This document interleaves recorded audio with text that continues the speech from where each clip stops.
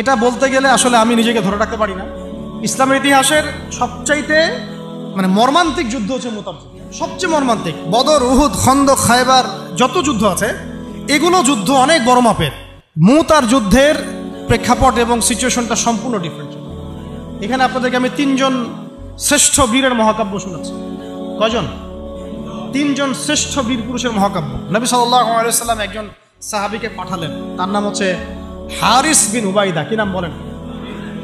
হারিস বিন উবাইদা, তুমি এই চিঠিটা নিয়ে যাও। এটা তো মদিনা রাষ্ট্র কায়েম হওয়ার পরের কথা, একদম নবম হিজরতের 8ম বছরের দিকের কথা আর কি। তখন ততদিন হুদাইবিয়ার সন্ধিও হয়ে গেছে এবং কাজা উমরা আদায় হয়ে গেছে এবং খায়বার যুদ্ধ জয় হয়ে গেছে। খায়বারের পরের কথা এটা, যে হারিস বিন উবাইদা তুমি এই চিঠিটা নিয়ে যাও, ওই রোমকদের কাছে যাও। তখন তো সুপার পাওয়ার 2টা, রোমানরা এবং পার্সিয়ানরা। তো এখনকার ওই যে এই কন্টিনেন্টের ন্যাটো আর ওই কন্টিনেন্টের চায়না রাশিয়ার মতো, যেতে পারতেছে। তো সে গেল ওখানে। সুরাহবিল আল গাসসানি একজন শাসক ছিলেন ওইখানকার সিরিয়ার। তো সে ওই চিঠিটা দেখে বলতেছে যে আচ্ছা ঠিক আছে, বসো, দেখি কি করা যায়। চিঠিতে লিখা আছে ইসলাম কবুল করেন, আল্লাহ পাক শান্তি বর্ষণ করবেন, তাসলিম তাসলিম। ওই যে নবী সাল্লাল্লাহু আলাইহি ওয়াসাল্লাম চিঠি আছে না একটা রাষ্ট্রপ্রধানদের কাছে, সে চিঠি পড়ে উদ্ধত আচরণ। আমি এখানকার আমির, আমাকে ওই মক্কার মেষপালকরা চিঠি পাঠায়? কে চিঠি নিয়ে আসছে? যে হারিস বিন উবাইদা। আচ্ছা, ওকে বসাও। হারিস বিন উবাইদা রাদিয়াল্লাহু আনহুকে, রাষ্ট্রদূত কিন্তু তিনি, রাষ্ট্রদূতকে তারা নির্মমভাবে হত্যা করল। কথা বুঝতে পারছেন? এবার নবী সাল্লাল্লাহু আলাইহি ওয়াসাল্লামের কাছে খবর যখন আসছে রাষ্ট্রদূতকে হত্যা করেছে। আমার সাহাবীকে, কয়জন সাহাবীকে হত্যা করেছে? 10 জন, 20 জন, 100 জন না একজন সাহাবীকে হত্যা করার প্রতিশোধ নেওয়ার জন্য নবী সাল্লাল্লাহু আলাইহি ওয়াসাল্লাম 3000 বাহিনীর একটা জিহাদি কাফেলা তৈরি করলেন। 3000 বাহিনী কাফেলায় তিনি নিজে নেতৃত্ব না দিয়ে বললেন যে এই কাফেলার নেতৃত্ব দিবে আমার প্রিয় ভাজন, তাকে তার পালক পুত্র বলা হতো এক সময়, যায়েদ ইবনে হারেসা রাদিয়াল্লাহু আনহু। কোন যায়েদ? তায়েফের সফরের সঙ্গী, তায়েফের সফরের একজন সাহাবী তার সাথে ছিলেন, তার নাম যায়েদ ইবনে হারেসা। যখন তায়েফবাসী নবীজিকে মারছিলেন, যায়েদ ইবনে হারেসা রাদিয়াল্লাহু আনহু তার বুক দিয়ে নবীকে জড়ায় ধরেছিলেন যে আমার গায়ে আঘাত লাগুক, তার গায়ে না লাগুক। এই সাহাবী যায়েদ ইবনে হারেসা রাদিয়াল্লাহু আনহু, তাকে পতাকা দিয়ে বললেন এই মোতার যুদ্ধের আমির হচ্ছে যায়েদ ইবনে হারেসা। যদি যায়েদ ইবনে হারেসা শহীদ হয় তাহলে পতাকা বহন করবে জাফর ইবনে আবি তালেব, আমার চাচাতো ভাই। কোন জাফর? যিনি আবিসিনিয়ায় গিয়েছিলেন মুসলিমদেরকে নিয়ে হিজরত করতে, মনে আছে? যিনি বাদশাহ নাজাশির সামনে কুরআন তেলাওয়াত করার, সূরা মারিয়াম তেলাওয়াত করার কারণে বাদশাহ নাজাশির চোখ দিয়ে দরদর করে পানি পড়তে শুরু করেছে। ওই বাদশাহ নাজাশিও পরে ইসলাম কবুল করেছে, আলহামদুলিল্লাহ। জাফর রাদিয়াল্লাহু আনহু পতাকা বহন করবে যদি যায়েদ ইবনে হারেসা শহীদ হয়। এরপরে যদি জাফরও শহীদ হয়, পতাকা বহন করবে আমার আরেক প্রিয় ভাজন সাহাবী আব্দুল্লাহ বিন রাওয়াহা রাদিয়াল্লাহু আনহু। আব্দুল্লাহ বিন রাওয়াহা রাদিয়াল্লাহু আনহু, যাকে যে কোনো মুহূর্তে যদি বলতেন ইসলাম নিয়ে একটা শের বলেন, একটা কবিতা বলেন, ইনস্ট্যান্ট তিনি শের বলে ফেলতে পারতেন। এত সুন্দর, এত উন্নত কাব্য প্রতিভা ছিল তার মধ্যে। এই নষ্ট সংস্কৃতি না, তাদের সংস্কৃতি ছিল একেবারে খাঁটি তাওহীদের সংস্কৃতি। এমনকি কাবা তাওয়াফ করছেন যিনি, তখন কাবা তাওয়াফ করছেন বিদায় কাজা উমরা আদায় করার সময় নবীর সামনে সামনে তিনি ঘুরছেন এবং আবৃত্তি করছিলেন একটা কবিতা কাফেরদেরকে আঘাত করার জন্য। এই কাফেররা দেখো, তোমরা যাকে বের করে দিয়েছিলে তিনি আজকে সসম্মানে এখানে ঘুরতেছে। ওমর রাদিয়াল্লাহু আনহু বলছিলেন যে কাবা তাওয়াফ করার সময় তুমি এগুলো বলছো? নবীজি বলেন ওকে ছেড়ে দাও, সে এমন বাক্য তিলাওয়াত করতেছে, মানে এমন বাক্য সে চয়ন করেছে যেগুলো কাফের অন্তরে বর্ষার চাইতেও বেশি বিদ্ধ হচ্ছে, তাকে বলতে দাও। এই হলো আব্দুল্লাহ বিন রাওয়াহা রাদিয়াল্লাহু আনহু, নবীজির অত্যন্ত প্রিয় ভাজন সাহাবী। আব্দুল্লাহ বিন রাওয়াহা যদি শহীদ হয় তাহলে তোমরা তোমাদের মধ্য থেকে একজনকে আমির নিযুক্ত করে নিও। সাহাবীরা বুঝে ফেললেন এই সফরে আমরা 3 জনই শহীদ হতে যাচ্ছি, কারণ একটা সফরে কখনো 3 জন আমিরের প্রয়োজন হয় না, হয় না। এবার তারা গেলেন, তারা কখনো আশাও করেন নাই ওখানে যা দেখবেন। ওখানে গিয়ে দেখলেন যে 1 লক্ষ রোমান সৈন্য সামনে এসে দাঁড়িয়েছে। কত লক্ষ? এবং একেবারে ফুল প্রশিক্ষিত, একদম ফুল আর্মড ফোর্সড। আর এর সাথে তাদের সাহায্যকারী দলেও আছে আরো 1 লক্ষ সৈন্য। মোট কয় লক্ষ? এদিকে কতজন? যুদ্ধ হওয়া সম্ভব? আসলে কি সম্ভব? সম্ভব না। এই যুদ্ধ কিন্তু সম্ভব না। আমরা তো আগে সংখ্যাগরিষ্ঠ হওয়ার কথা চিন্তা করি। কোন যুদ্ধে ইসলাম সংখ্যাগরিষ্ঠতা দিয়ে জিতে নাই। ইসলাম জিতেছে ইমানের বদৌলতে, শুধু ইমানের বদৌলতে। আমরা সংখ্যা দিয়ে কখনো বিজয় লাভ করতে পারি নাই। এখন এবার সাহাবীরা মাশওয়ারা করতেছেন রাত্রেবেলা, আমরা কি করব? কালকে যুদ্ধ করব, নাকি মদিনায় ফিরে যাব, নাকি রাসূলকে খবর পাঠাবো, নাকি কোনো বিকল্প ফোর্স নিয়ে আসার ব্যবস্থা করব, কি করব? তখন সাহাবী, ওই যে বললাম আব্দুল্লাহ বিন রাওয়াহা রাদিয়াল্লাহু আনহু দাঁড়ালেন। তরুণ সাহাবী, আপনাদেরকে বলতেছি, তরুণ সাহাবী দাঁড়িয়ে বলছেন যে, হে আমার ভাইয়েরা, আমরা এখানে কি জন্য এসেছি? হয় আমরা এই যুদ্ধ করব, শহীদ হব, না হলে আমরা গাজী হব। আর আপনারা যে বিষয়টাকে ভয় করছেন, আসলে কিন্তু আমরা সেটা পাওয়ার জন্যই এসেছি, তার নাম শাহাদাত। আপনারা যেটাকে ভয় করছেন যে আমরা এখানে গেলে মারা যাব, ওটার জন্যই তো আমরা এত দূরে এসেছি। আমরা গাজী হই অথবা শহীদই হই, আমাদের জন্য আজর আল্লাহর কাছে লেখা থাকবে। তো তার এই মানে এমন ইমানদীপ্ত ছিল ভাষণটা, আমি তো ওটা বলতে পারলাম না, আরবিতে তিনি বলেছেন। এতে মানে উৎফুল্ল হয়ে বা ইন্সপায়ার্ড হয়ে সাহাবীরা আর দ্বিতীয়বার ভাবলেন না, ঠিক আছে কালকে যুদ্ধ হবে। এবার পরের দিন যুদ্ধ শুরু হল। এটা কি সম্ভব যুদ্ধ? প্রথমে যায়েদ ইবনে হারেসা রাদিয়াল্লাহু আনহু পতাকা নিয়ে ঘোড়া ছুটা এগিয়ে যাচ্ছেন, এবং একটা আঘাতও পিছন থেকে করার সাহস হচ্ছে না তাদের, সব আঘাত তারা সামন থেকে করছেন। এক পর্যায়ে যায়েদ রাদিয়াল্লাহু আনহুর এই মানে গায়ের মধ্যে তারা বর্ষা নিক্ষেপ করে। বর্ষা তো আগেকার বড় বড় বল্লম বর্ষা ছিল, এবং একটা বর্ষা তার গায়ে যখন লাগে তিনি পড়ে যান, এবং এই অবস্থা আস্তে আস্তে তার শাহাদাত হয়। পতাকা পড়তে দেন নাই, পতাকা নিয়ে নিয়েছেন জাফর ইবনে আবি তালিব রাদিয়াল্লাহু আনহু হাতে, এবং জাফর রাদিয়াল্লাহু আনহু যুদ্ধ করতে থাকেন, এত বীর বিক্রমে যুদ্ধ করতে থাকেন যে এক পর্যায়ে তিনি তার নিজের কালো এবং লাল ডোরাকাটা ঘোড়া ছিল, সেই ঘোড়ার পা নিজেই কেটে ফেলেন, যে আমার যেন পালিয়ে যাওয়ার মন না উঠে পারে, তারা যেন আমার ঘোড়া ইউজ করতে না পারে। সাহাবীরা বলছেন তার শাহাদাতের পরে তার বডির মধ্যে আমরা এরকম 50টা থেকে 60টা এরকম আঘাতের দাগ দেখেছি। একটাও দেহের পিছনে ছিল না, সব সামনে ছিল। যুদ্ধ করতে করতে এক পর্যায়ে তার ডান হাতটা কেটে পড়ে যায়। এরপরে তিনি বাম হাতে পতাকা উঠায় নেন, কাফেররা বাম হাতটাও কেটে ফেলে। এরপরে তিনি বুকের সাথে পতাকাটাকে এইভাবে জড়িয়ে রাখেন, বুকের সাথে পতাকাটাকে এইভাবে জড়িয়ে রাখেন, পতাকা পড়তে দেন নাই। একজন রোমান সৈন্য তাকে আঘাত করে এবং তার দেহটা দ্বিখণ্ডিত হয়ে যায়। এই খবর নবী সাল্লাল্লাহু আলাইহি ওয়াসাল্লাম ওই মদিনায় বসে বসেই পাচ্ছিলেন। তিনি বললেন, এই মাত্র যায়েদ শহীদ হলো, এই মাত্র জাফর শহীদ হলো। একটু তিনি কান্নার ভাব চলে আসলো। একটু পরে নবীজি হেসে দিলেন। সাহাবীরা বলছেন, আপনি হাসছেন কেন? আসলে তিনি বলছেন যে জাফর এর ডান হাত প্রথমে কেটে গেছে, তারপর বাম হাত কেটে গেছে। আল্লাহ রাব্বুল আলামিন তাকে এই দুইটা কাটা হাতের বিনিময়ে জান্নাতে দুইটা বড় বড় পাখা দিয়েছে। এইটা দিয়ে তিনি জান্নাতে ঘুরে বেড়াচ্ছেন আর ফল খাচ্ছেন। তার নাম হয়ে গেল জাফর আত-তাইয়ার, জাফর আত-তাইয়ার, পাখাওয়ালা। এরপরে পতাকা হাতে নিলেন সেই আব্দুল্লাহ বিন রাওয়াহা রাদিয়াল্লাহু আনহু। তিনিও তো বীর বিক্রমে যুদ্ধ করতে লাগলেন। এক পর্যায়ে তিনি একটু কান্না করেছিলেন। সাহাবীরা বলছেন, আপনি কি ভয় কান্না করতেছেন? জি না, আমি ভয় কান্না করছি না, বরং কোরআনের একটা আয়াত আমার মাথায় আসছে বলে আমি কান্না করছি। সে আয়াতটা ছিল সূরা মারিয়ামের মধ্যে, ওয়াইম মিনকুম ইল্লা ওয়ারিদুহা কানা আলা রাব্বিকা হাতমান মাকদিয়া। একটা আয়াত আছে কোরআনে, সূরা মারিয়াম। এটা হচ্ছে আপনার রবের একেবারে একটা চিরনির্ধারিত একটা বিষয়, যে তোমাদের সবাইকে, আবার বলছি, ওয়াইম মিনকুম ইল্লা ওয়ারিদুহা কানা আলা রাব্বিকা হাতমান মাকদিয়া, মানে তোমাদের সবাইকেই আবশ্যিকভাবে, ম্যান্ডেটরিভাবে এই জান্নাত জাহান্নামের উপর অবস্থিত এই পুলসিরাত পার হতেই হবে। এটা তোমার রবের একটা প্রাচীন একটা মানে স্টেটমেন্ট, এটা তোমাকে করতেই হবে, সবাইকে করতে হবে। এই আয়াতটা মনে হয় আমার কান্না আসতেছে। একজন তাকে একটা হাড্ডিওয়ালা গোশত এনে দিয়েছিল, তিনি সেই গোশতটা খাওয়ার জন্য চেষ্টা করছিলেন, পরে একটা কামড় দিয়ে ফেলে দিয়েছেন। তারপরে তিনি ছুটলেন যুদ্ধ করার জন্যে, এবং ওই সময় একটা কবিতা আবৃত্তি করেছেন, হে আমার মন, তোমার নফস হয়তো চাচ্ছে, তুমি হয়তো চাচ্ছ এখান থেকে পালিয়ে যাওয়ার জন্য, জেনে রাখো সামনে তুমি যা দেখছো এর পিছনেই আছে জান্নাত।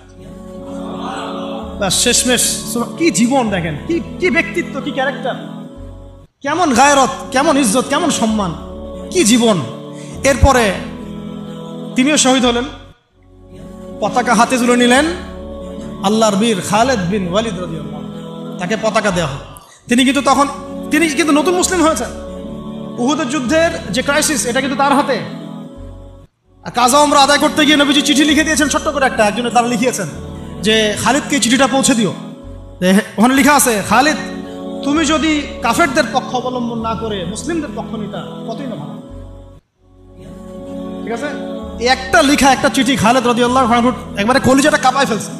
তিনি মক্কা থেকে মদিনায় গিয়ে নিজে ইসলাম কবুল করে আসছেন এবং নবী সাল্লাল্লাহু আলাইহি ওয়াসাল্লাম তাকে কিন্তু আন্ডারস্টিমেট করেন নাই।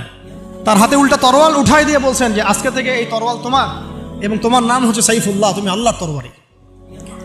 এরপর থেকে তিনি প্রায় 80-90টা যুদ্ধ করেছেন, সবগুলোতে জয়লাভ করেছেন। ওই খালিদ রাদিয়াল্লাহু আনহু পতাকা তুলে নেন মোতার যুদ্ধে।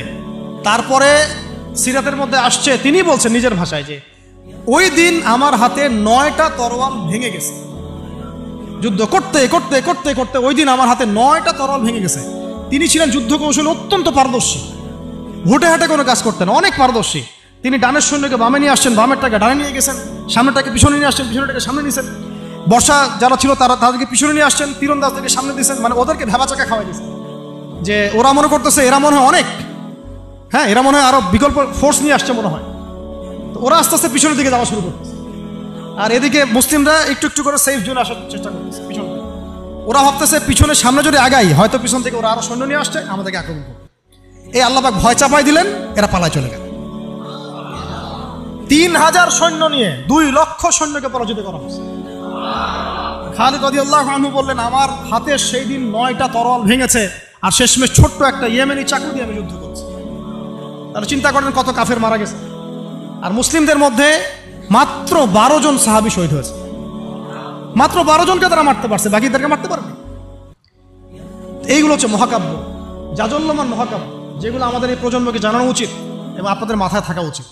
প্রত্যেকটা সংগ্রাম, প্রত্যেকটা বিপ্লব, প্রত্যেকটা অভ্যুত্থানের পিছনে যেন থাকে আল্লাহর সন্তুষ্টি, আল্লাহর দিন কায়েমের চেষ্টা, আল্লাহর দিনের খেদমতের চেষ্টা এবং ইনসাফ প্রতিষ্ঠার চেষ্টা, এবং জালেমের বিরুদ্ধে আমাদের অবস্থান সবসময় শক্ত থাকবে ইনশাআল্লাহ। এরকম অনেক ঘটনা আছে, আমি আজকে আর বলার সুযোগ পেলাম না। ইনশাআল্লাহ আরও একদিন আল্লাহ যদি তৌফিক দেন ইনশাআল্লাহ তাআলা আমি আপনাদের সাথে আবার এগুলো নিয়ে সেশন করবো ইনশাআল্লাহ। তো শেষ করার আগে আমি জাস্ট 2-1টা নাম উচ্চারণ করতেছি। সেটা হচ্ছে আমার খুব পছন্দের একজন ব্যক্তিত্ব, ইমাম হুসাইন রাদিয়াল্লাহু আনহু। নাম মনে আছে না? তার কারবালার মাঠের ঘটনা আপনারা জানেন। এইগুলো মহাকাব্য। তিনি সপরিবারে নিহত হলেন, শেষ পর্যন্ত কিন্তু আত্মসমর্পণ করেন না, বলেছেন। তিনি প্রস্তাব দিলেন আমাকে ছেড়ে দাও, আমি মদিনায় চলে যাই, আমাকে ছেড়ে দাও, আমি মক্কায় চলে যাই, ছেড়ে দাও আমাকে, আমি কোনো সীমান্তে চলে যাই, সেখানে জিহাদ করে শহীদ হই। তারা কিন্তু সুযোগ দেয় নাই। আমাকে বলেন যারা তাকে আক্রমণ করেছিল তারা কি কালিমা পড়া মুসলমান ছিল না? বলেন তারা কি কাফের ছিল? তাহলে এখন কি ইমাম হোসেন যে এখানে প্রতিবাদ করলেন, হাতে অস্ত্র উঠিয়ে নিয়ে যুদ্ধ করে শেষ পর্যন্ত শহীদ হলেন, তার যুদ্ধটা কি সন্ত্রাসী কর্মকাণ্ড ছিল? ঠিক অনেকে আছে আমাদের সমাজে, তারা মনে করে যে মুসলিমরা যতই পাপ করুক না কেন ওদেরকে কিছুই বলা যাবে না। এমন একটা কনসেপ্ট আমাদের সমাজে আছে, মুসলিম তারা ভাই কালিমা পড়ছে, লা ইলাহা ইল্লাল্লাহ বলছে, তাকে আপনি কেন এইভাবে চার্জ করেন? আরে কালিমা তো আব্দুল্লাহ বিন উবাইও পড়েছিল। আব্দুল্লাহ বিন উবাই কি কালিমা পড়ে নাই? তাহলে কি আপনি তাকে মুমিন বলে গণ্য করবেন? মনে রাখবেন একটা কথা, যাকে তাকে কোনো ক্ষুদ্র বিষয়ে কাফেরও যেমন বলা যাবে না, আবার যাকে তাকে মুসলমানও বলা যাবে না। এটা বুঝতে হবে আমাদেরকে, ঈমান ভঙ্গের কারণগুলো আমাদেরকে শিখতে হবে। যে যাকে তাকে যেমন আমরা কাফের তাকফির করবো না, ঠিক একইভাবে যাকে তাকে মুসলমান, পাক্কা মুসলমানও বলা যাবে না। আল্লাহ পাক আমাদেরকে বোঝার তৌফিক দান করেন। ঠিক এইভাবেই উমর রাদিয়াল্লাহু আনহু একদিন ফজরের নামাজে দাঁড়িয়ে কিরাত করছেন, পিছনে এক দাস, এই ফাইরুজ আবু লুলু, একেবারে ধারালো ছুরি দিয়ে উমর রাদিয়াল্লাহু আনহুকে 2-3টা আঘাত করলো। উমর রাদিয়াল্লাহু আনহু শহীদ হলেন।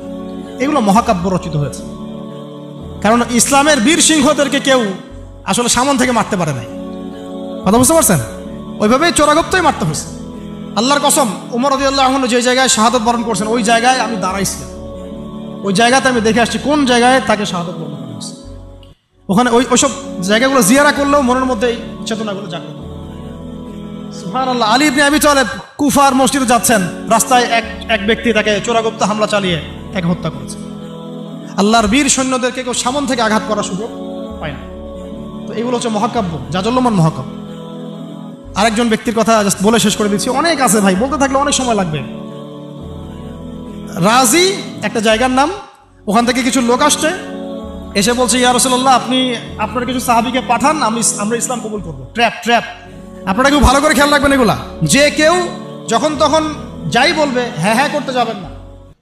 মানুষের কথার পিছনে, ওদের কাজের পিছনে উদ্দেশ্য বোঝার চেষ্টা করবেন, ঠিক আছে? সবসময় কিন্তু আবেগে ভাসতে হবে না। আমরা কিন্তু এই জায়গায় ভুল করতেছি, অনেক ভুল হচ্ছে মাঝখানে। আমরা বিনয়ের সাথেই তাদেরকে বলবো যে ওলামায়ে কেরামদের সাথে মাশওয়ারা করে সিদ্ধান্ত নিতে, তাহলে ইনশাল্লাহ ভুলটা কম হবে ইনশাল্লাহ, ঠিক আছে? তো নবীজি 10 জনকে পাঠালেন, তারা দাওয়াত তো কবুল করেই নাই, হঠাৎ রাজি নামক জায়গায় তাদেরকে ঘিরে ফেললো, ঘিরে ফিরে 3 নিক্ষেপ করে 10 জন সাহাবী 7 জনকে শহীদ করে ফেললো। ট্র্যাপে মানে এমনও আছে যে ওয়াজ মাহফিলে ডেকে মানুষ অনেক আলেমদেরকে মানে খারাপ কিছু করে ফেলেছে, হ্যাঁ, এরকম হিস্ট্রি আছে। তো সতর্ক থাকতে হবে, সতর্ক থাকার চেষ্টা করে। এখন 3 জন সাহাবী যুদ্ধ চালিয়ে যাচ্ছেন, তারপরেও তার মধ্যে একজন হচ্ছেন খুবাইব রাদিয়াল্লাহু আনহু। কি নাম বলেন? খুবাইব রাদিয়াল্লাহু আনহু। খুবাইব রাদিয়াল্লাহু আনহুকে এক পর্যায়ে মানে আর কতক্ষণ পারা যায়, 100 জন ঘিরে ফেলছে, আমরা 10 জন, 7 জন শহীদ হয়ে গেছে, 3 জন বাকি আছে, কতক্ষণ পারা যায়? তো তারা বললো যে তোমরা পাহাড় থেকে নেমে আসো, তোমাদেরকে ছেড়ে দিব। 3 জন মাশওয়ারা করছেন, না নামা যাবেন, নামলে কিন্তু ওরা আমাকে ধরে ফেলবে। তারপরে বাধ্য হয়ে এক পর্যায়ে নামতে হয়েছে, নামার সাথে সাথেই একজনকে তারা মেরে ফেলছে, বাকি 2 জনকে তারা মক্কায় বিক্রি করে দিয়েছে। ওই মক্কার 2 জনের মধ্যে একজন হচ্ছেন খুবাইব রাদিয়াল্লাহু আনহু। কি নাম? খুবাইব রাদিয়াল্লাহু আনহু। আরেকজনের নাম আসিম রাদিয়াল্লাহু আনহু। আসিম রাদিয়াল্লাহু আনহুকেও তারা হত্যা করেছে এবং তার লাশটাকে বিকৃত করার চেষ্টা করেছিল। কিন্তু আসিম রাদিয়াল্লাহু আনহু ওই সময় দোয়া করেছিলেন, আল্লাহ আমার লাশকে কোনো কাফেরের হাতে বিকৃত হতে তুমি দিও না। যুদ্ধ করতে করতে কথাটা বলেছেন, কারণ তিনি বুঝতে পারছেন যে 100 জন ঘিরে ফেলছে, ওদের একটা ট্রেডিশন ছিল লাশ বিকৃত করা, যে আল্লাহ আমার লাশটাকে তুমি কোনো কাফেরের হাতে বিকৃত করতে দিও না। তখন আল্লাহ রাব্বুল আলামিন তার শাহাদাতে পড়ে এক ঝাঁক ভেমরুল পাঠায় দেন, তারা তার গায়ের উপর বসে পড়ে, কোনো কাফের তাকে হাত দিতে পারে না। আল্লাহ পাক এভাবে সাহায্য করে। আর এইদিকে খুবাইব রাদিয়াল্লাহু আনহুকে বিক্রি করে দেওয়া হলো মক্কায়, তাকে জেলখানায় রাখা হচ্ছে। তো খুবাইব রাদিয়াল্লাহু আনহু জেলখানায় বসে আছেন, এটা একটু শুনেন আপনারা। জেলখানায় বসে আছেন, তার খুরের কাজের প্রয়োজন হয়েছে। ছেলেদের প্রয়োজন হয় না? খুরের কাজ তো বুঝতে পারছেন, অ্যাডাল্ট আপনারা। তো খুর চেয়েছেন, একটা খুর, আমাকে একটা খুর দাও। এখন কথা হচ্ছে খুবাইব রাদিয়াল্লাহু আনহু খুর চাইছেন, খুর দেয়া হয়েছে, তারা খুর দিচ্ছে। তো খুর কাজ শেষ করার পরে ওই কাফেরদের একটা বাচ্চা, ছোট বাচ্চা, তো দৌড়াদৌড়ি করতে গিয়ে ওই জেলখানার ভিতর ঢুকে গেছে, খুবাইব রাদিয়াল্লাহু আনহুর কাছে চলে আসছে। তো খুবাইব রাদিয়াল্লাহু আনহু কিন্তু পারতেন তাকে জিম্মি করে ওখান থেকে বের হয়ে, পারতেন না? তিনি কোলে বসে আদর করতেছেন বাচ্চাটাকে, যার বাচ্চা সে তো আতঙ্কে, এইবার তো অবস্থা খারাপ, আমার বাচ্চাকে মেরে ফেলে তো সমস্যা। তো খুবাইব রাদিয়াল্লাহু আনহু তাকে ছেড়ে দিলেন এবং আল্লাহ পাক ওই জেলখানার মধ্যে আল্লাহর পক্ষ থেকে তাকে আঙ্গুর খাওয়ালেন। ওই সময় ওই আঙ্গুর কথা পাওয়া যাচ্ছে না, কিন্তু জেলখানায় তিনি বসে আঙ্গুর খাচ্ছেন। তো কাফেররা বলেছে নিজেরাই যে খুবাইবের চেয়ে শ্রেষ্ঠ কোনো বন্দী আমরা কখনো দেখি না, খুবাইবের চেয়ে শ্রেষ্ঠ কোনো বন্দী আমরা কখনো দেখি না। খুবাইব রাদিয়াল্লাহু আনহুকে এরপরে মক্কার বাজারে নিয়ে যাওয়া হয়, একটা গাছের কাছে নিয়ে গিয়ে, শেষ করে দিচ্ছি লাস্ট পয়েন্ট, তাকে শুলদণ্ড দেওয়া হয়। কি দণ্ড? শুলদণ্ড। এটা আপনারা বুঝবেন না, এটা এমন না যে গলায় ফাঁসি দেওয়া। শুলদণ্ড কি একটু সার্চ করে দেখেন। লোহা পিছন দিয়ে মানে শরীরে একটা পাশ দিয়ে ঢুকিয়ে আর একটা পাশ দিয়ে বের করে দেওয়ার নাম শুলদণ্ড। নাউযুবিল্লাহি মিন যালিক, সুবহানাল্লাহ, লা হাওলা ওয়ালা কুওয়াতা। কি মানুষ! তখন তাকে বলা হচ্ছে, তোমাকে যদি শুলদণ্ড না দিয়ে মুহাম্মাদকে তোমার জায়গায় নিয়ে আসি, তুমি কি খুশি হবা? তিনি বলছেন, আমার জায়গায় মুহাম্মাদের একটা চুলও যদি বাঁকা হয় আমি সেটাও সহ্য করব। তুমি কি চাও বলো, শেষ খয়েশ কি? তখন খুবাইব রাদিয়াল্লাহু আনহু বলছেন, আমার শেষ ইচ্ছা হচ্ছে 2 রাকাত নামাজ পড়া। 2 রাকাত নামাজ পড়ার সুযোগ দেওয়া হলো, তিনি একটু শর্টকাটে নামাজ পড়লেন। বললেন যে আমি যদি নামাজ লম্বা করতাম তোমরা হয়তো বলাবলি করতে যে আমি ভয় পাচ্ছি। এরপরে তিনি 2টা কথা বলেছেন, এটা শেষ পয়েন্ট, 2টা কথা বলেছেন। একটা হচ্ছে সমস্ত মানুষদেরকে লক্ষ্য করে তিনি বলেছেন দোয়া, আল্লাহর কাছে হাত তুলে দোয়া করেছেন, আল্লাহুম্মা আহসিহিম আদাদা, আল্লাহ তুমি একটা একটা করে এদেরকে গুনে রাখো। ওয়াকতুলহুম বাদাদা, এবং তাদের একটা একটা করে তুমি হত্যা করবা। কে বদদোয়া করতেছেন? এবং কি শেষে একটা লাইন আছে, ওয়ালা তাতরুক মিনহুম আহাদা, আল্লাহ তুমি তাদের একজনকেও বাকি রেখো না, তুমি সবগুলোকে আল্লাহ তুমি একটা একটা করে হত্যা করো। পরবর্তীতে আসলে কিন্তু হয়েছেও তাই, বিভিন্ন সময় এরকম কনফ্লিক্ট হয়েছে। তো তবে কিছু মানুষকে আল্লাহ ইসলাম কবুলের সুযোগ দিয়েছেন শেষ পর্যন্ত হয়তো। এরপরে তিনি দোয়া করছে, এরপরে তিনি একটা কবিতা আবৃত্তি করেছিলেন, এটা আমাদের আজকের আলোচনার শেষ অংশ। ওই অবস্থায় তিনি কবিতা আবৃত্তি করছিলেন। এই কবিতাটা আমরা সবাই যেন মুখস্থ করার চেষ্টা করি। অনেক সিরাতে অনেকভাবে আসছে, আমি আমার মতো করে বলার চেষ্টা করছি। তিনি অনেক 12-14 লাইনের একটা কবিতা আবৃত্তি করেছিলেন। তার শেষের 4টা লাইনে তিনি বলেছিলেন যে ওয়ালাস্তু উবালি হিনা উকতালু মুসলিমান, আমি কোনো পরোয়াই করি না যখন আমাকে মুসলিম হিসেবে শহীদ করা হচ্ছে। ওয়ালাস্তু উবালি হিনা উকতালু মুসলিমান আলা আই জামবিন কানা লিল্লাহি মাসরাই, আমাকে যেদিকেই পাশ ফিরিয়ে হত্যা করা হোক না কেন সেই পাশটা আল্লাহর জন্যই। ওয়াযালিকাল ইলাহ ওয়া ইয়াশা, তিনি এমন একজন ইলাহ যিনি চাইলে ইউবারিক আলা ফি কুল্লি শিলউইন মুমাজ্জা, তিনি আমার প্রত্যেকটা হাড়ে রক্তে মাংসে বরকত দিতে পারেন।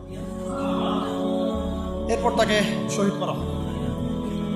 তো প্রিয় ভাইয়েরা, অনেক আলোচনা হলো, করতে থাকলে সারা রাত চলে যাবে, একদিনে তো সব বলা যাবে না। তো ইনশাআল্লাহ আমরা প্রতি মাসে যদি একটা করে সেশন করতে পারি, ইনশাআল্লাহ তাহলে আমরা অনেক খুশি হব। আজকে আমরা যে বিষয়টার দিকে ফোকাস করার চেষ্টা করলাম যে মহাকাব্য রচনা করতে হবে আল্লাহর জন্য। মহাকাব্য শুধু আমরা এবারই প্রথম রচনা করি নাই, আমাদের এই বাপদাদা পূর্বপুরুষ একদম সলফে সালেহিনের যুগ থেকে শুরু করে চিরায়ত এই যে 1400 বছর ইতিহাস, বহু যুদ্ধ হয়েছে, বহু বিপ্লব, বহু সংগ্রাম, বহু গণ অভ্যুত্থান। কিন্তু যে অভ্যুত্থানগুলোর উদ্দেশ্য ছিল শুধু দুনিয়া, সেই অভ্যুত্থানগুলো কখনো দীর্ঘস্থায়ী হয় নাই। যে অভ্যুত্থানগুলোর উদ্দেশ্য ছিল, বিপ্লবগুলোর উদ্দেশ্য ছিল শুধুমাত্র দুনিয়ার স্বার্থ হাসিল করা, সেগুলো পশ্চিমকালেও পরকালে কোনো আজর পাবে না। আর যে বিপ্লব, যে গণ অভ্যুত্থানগুলো শুধুমাত্র আল্লাহকে রাজি খুশি করার জন্যে, আল্লাহর দ্বীনের জন্যে, তার নবীর জন্যে, ইসলাম প্রতিষ্ঠার জন্য কায়েম করা হয়েছে, সংগঠিত হয়েছে, শুধুমাত্র সেগুলোই দুনিয়াতেও সফল হয়েছে, পরকালও সফল হবে ইনশাআল্লাহ। এবং আমাদের এই ভাইদের ত্যাগগুলোকে আমরা যেন বিফলে যেতে না দেই। এই নতুন বাংলাদেশে তাদের যে মহাকাব্য, এগুলোকে যেন আমরা স্মরণ করে রাখি। এবং এই স্মরণীয় করে রাখতে হলে আমাদেরকে এই মানুষগুলোর মতো মহাকাব্য রচনা করতে হবে। আল্লাহ পাক আমাদের সবাইকে কথাগুলো বোঝার তৌফিক দান করে। তো মাঝখানে একটা কথা বলতে আমি ভুলে গিয়েছিলাম, এখন মনে পড়লো, বলে দেই, নাহলে পরে বলে দেব। ওই যে মিদআমের কথাটা আপনাদেরকে বললাম যে বাইতুল মাল থেকে কি চুরি করছে। হ্যাঁ, আপনারা যারা গণভবন থেকে এত কিছু নিয়ে আসছেন, এখন বুঝেন কি করবেন। এটা তো বাইতুল মাল হয় নাই ভাই, ওটা কি বাইতুল মাল? এখন এই রাষ্ট্রের কি কোনো আমির আছে যে এটাকে বন্টন করে দিচ্ছে আপনাদের মধ্যে? তা তো করে নাই। তাহলে ফ্রিজ ট্রিজ, মাছ মাংস, ডিম দুধ কলা যে নিয়ে আসলেন, এটার কি হবে এখন? যাক, এটা আল্লাহ পাক যেন মাফ করে দেন, দোয়া করি। আল্লাহ রাব্বুল আলামিন আমাদের সবাইকে নবী সাল্লাল্লাহু আলাইহি ওয়াসাল্লামের সিরাত পড়ার তৌফিক দান করেন, সিরাতের আলোকে দিন বোঝার তৌফিক দান করেন। সেই দিন নিজে পালন করব, নিজের পরিবারে কায়েম করব, সেই ইলম অনুযায়ী আমল করব, হালাল খাবো এবং দ্বীনের খেদমত করব।